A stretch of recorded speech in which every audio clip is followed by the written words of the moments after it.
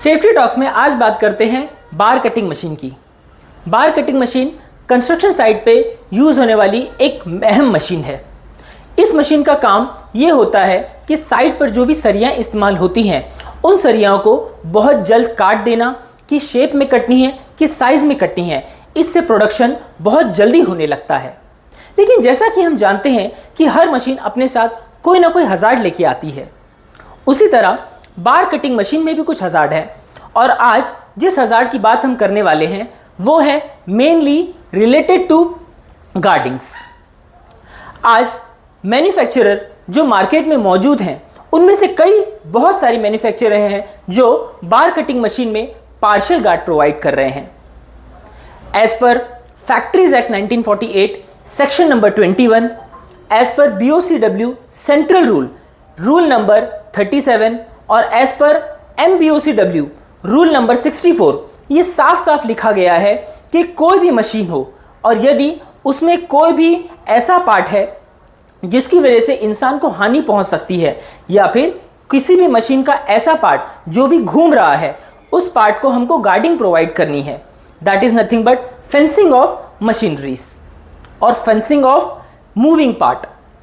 ये clearly legal में भी लिखा गया है, लेकिन फिर भी बहुत सारे मैन्युफैक्चरर क्या कर रहे हैं, हमें पार्शियल गार्ड प्रोवाइड कर रहे हैं। और उससे भी ज़्यादा दिक्कत वाली बात यह है कि हम इन चीज़ों को आइडेंटिफाई नहीं कर पा रहे हैं।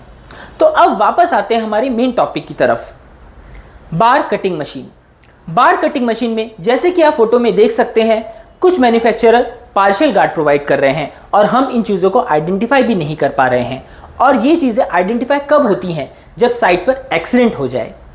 तो क्या हमें उस एक्सीडेंट का वेट करना चाहिए? नहीं, उस एक्सीडेंट का वेट ना करके हमें पहले से ही प्रिवेंटिव एक्शन लेने चाहिए। और इसके बेस्ट प्रिवेंटिव कंट्रोल मेजर क्या हो सकते हैं? पहला, कि हमें उस वेंडर से या फिर उस मैन्युफैक्चरर से कटिंग मशीन, बार कटिंग मशीन खरीदनी चाहिए जिसकी बार कटिंग मशीन में फुल प्रूफ गार्ड लगा हो।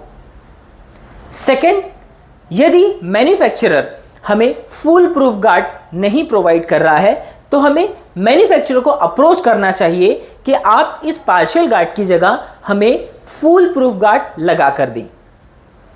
तीसरा उपाय यह है कि यदि आपके पास ऑलरेडी मशीन आ चुकी है, मैनेजमेंट ने या आपकी ऑर्गेनाइजेशन ने ऑलरेडी मशीन प्रोक्योर कर ली है, तब आपके पास यह उपाय आ सकता है कि आप अपनी तरफ से उसमें इंजीनियरिंग कंट्रोल मेजर लगाएं और उसे पार्शियल गार्ड की जगह फुल प्रूफ गार्ड में बदल दें, जैसे कि कुछ एग्जांपल्स आपको फोटोग्राफ्स में दिखाई दे रहे हैं।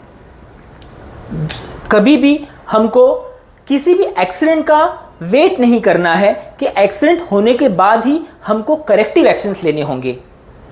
We have to work on preventive control measure. तभी किसी भी ऑर्गेनाइजेशन में सेफ्टी कल्चर अच्छी तरीके से ना किसी डेवलप हो पाएगा लेकिन इम्प्लीमेंट भी हो पाएगा। इसीलिए बार कटिंग मशीन को भी हमें बहुत ज़्यादा लाइटली नहीं लेना चाहिए।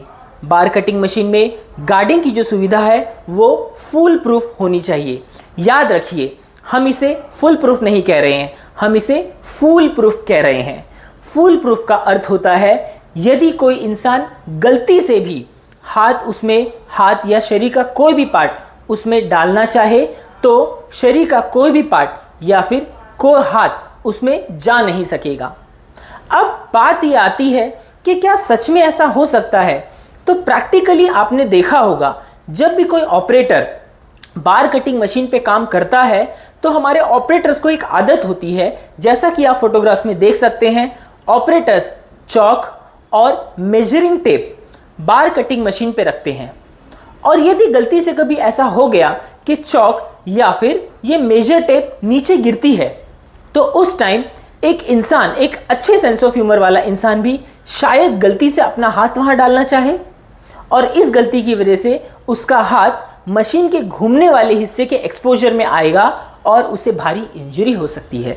लेकिन यदि हम वहां पे फुल प्रूफ गार्ड प्रोवाइड करें तो फिर ना ही वहां चौक गिरेगा, ना ही वहां रखा हुआ कोई सामान गिरेगा, ना ही इंसान का कपड़ा या फिर इंसान के शरीर का कोई भी पार्ट उसके एक्सपोजर में आ जाएगा।